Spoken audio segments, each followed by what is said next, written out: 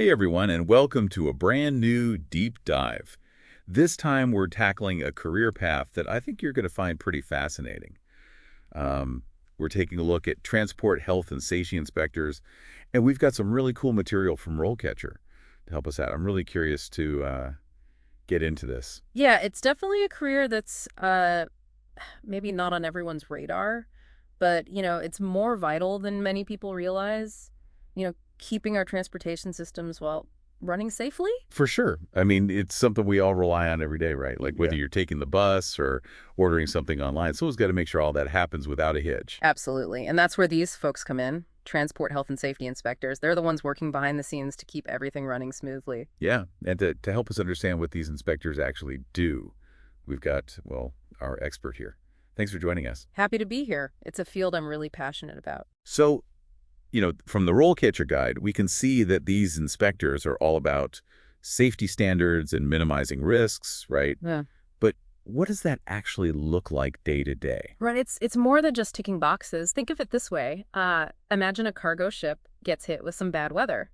Maybe it's delayed getting into port. Now, that might not seem like a huge deal, Oh, but I see where you're going with this, all those ripple effects, right? exactly. That delay impacts the entire supply chain. Suddenly, you have trucks backed up, perishable goods are at risk, businesses start losing money, and it can snowball from there. Wow, so it's a lot about anticipating those kinds of problems before they even happen. Exactly. And a good transport health and safety inspector isn't just checking off boxes on a form. They're thinking about the whole system, trying to identify potential issues, those weak points before they become big problems. So it's really a big picture job then. It's not just focused on one mode of transportation. Absolutely not. You're talking road, sea, air, rail, even pipelines. If it moves people or goods, chances are a transport health and safety inspector has something to do with it. And the technology involved, that's got to be pretty intense, right? The guide mentioned AI and even biometrics. Like what? Oh, yeah, technology is transforming the field, no doubt. And AI, that's a game changer for sure. Think about software that analyzes weather patterns, shipping routes, even social media, for goodness sake, all to predict potential disruptions.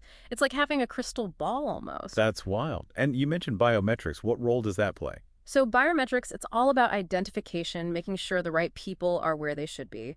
Think fingerprint scanners or facial recognition, but in a transport setting. Controlling access to hazardous materials, for instance, to ensure only authorized personnel are handling sensitive cargo. It adds another layer of security to the whole system. So we've got all this incredible technology, this massive responsibility. It Yeah. makes you wonder, who are these transport health and safety inspectors? What kind of person thrives in this kind of role?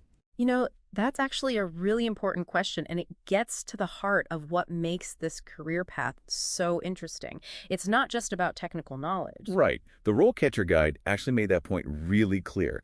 I was surprised to see soft skills, like persuasion even, and social perceptiveness. Hmm. They're right there alongside the more technical stuff. Absolutely. Because think about it. One day you could be out talking to truck drivers, getting their perspective on a new safety protocol. And then the next day you're in a boardroom presenting those recommendations to executives. It's a very diverse job in terms of who you're interacting with.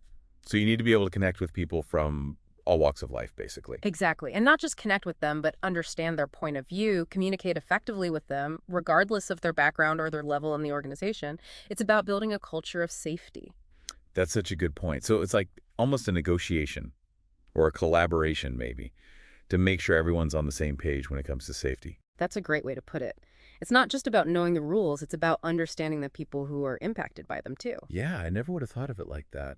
Reading about this role, I saw psychology listed in the role catcher guide.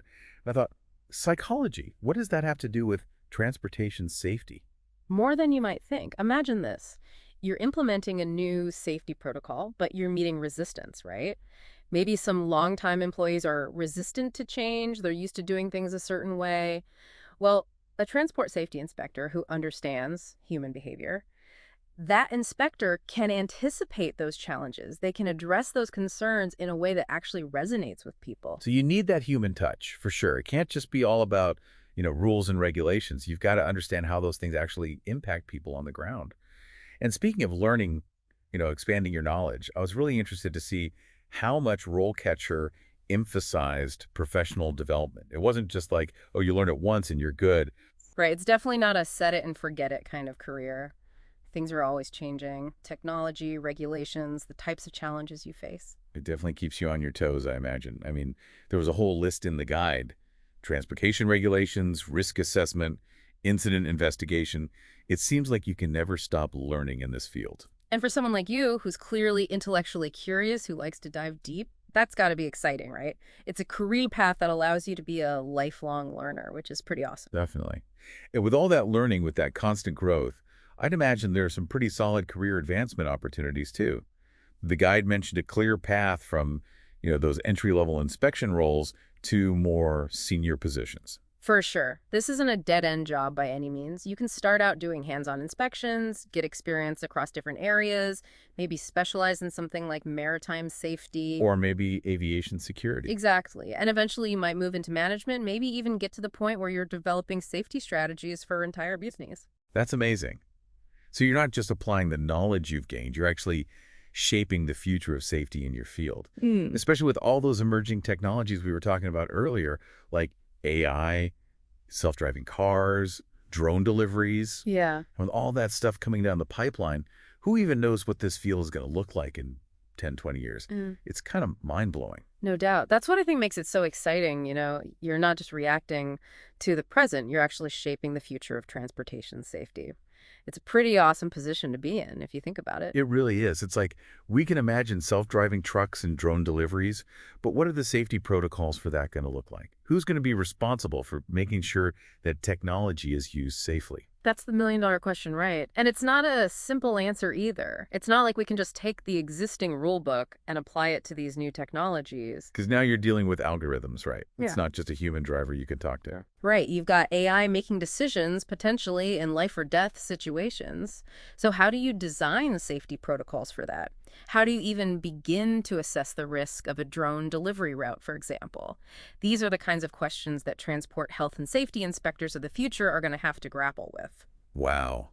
That is a lot of responsibility. Yeah. So those core skills we were talking about, like problem solving, thinking critically, being able to adapt to new situations, those are going to be more important than ever. Absolutely. This is not a field for people who are afraid of change, that's for sure. You need to be comfortable with ambiguity, with constantly learning and adapting. Hearing you talk about it, it strikes me that this career path really does offer the best of both worlds. On the one hand, you're making a real difference, you're keeping people safe, Yeah. but it's also intellectually stimulating. There's always something new to learn, a new challenge to tackle. You got it. And I think that's why a lot of people in this field, they find it so rewarding. It's challenging, for sure, but it's never boring. Well, I have to say, I'm feeling pretty inspired right now. We've only just scratched the surface, but this deep dive has been seriously eye-opening. It's been my pleasure. Like I said, I'm really passionate about this field, and I love getting the chance to share that passion with others. Well, you've definitely given our listeners a lot to think about. And for anyone who wants to learn more, I highly recommend checking out the RoleCatcher guide. They have tons of great information on there, from salary expectations to interview tips, all specifically for transport health and safety inspectors. You never know, maybe one of our listeners will be the one pioneering those new safety protocols for self-driving cars, or designing the next generation of risk assessment algorithms. Now, that's a thought, isn't it? It is. It's exciting to think about. But for now, we're going to have to leave it there. Thanks for tuning into this deep dive, everyone, and a huge thank you to our expert for sharing their expertise and insights with us today. Until next time.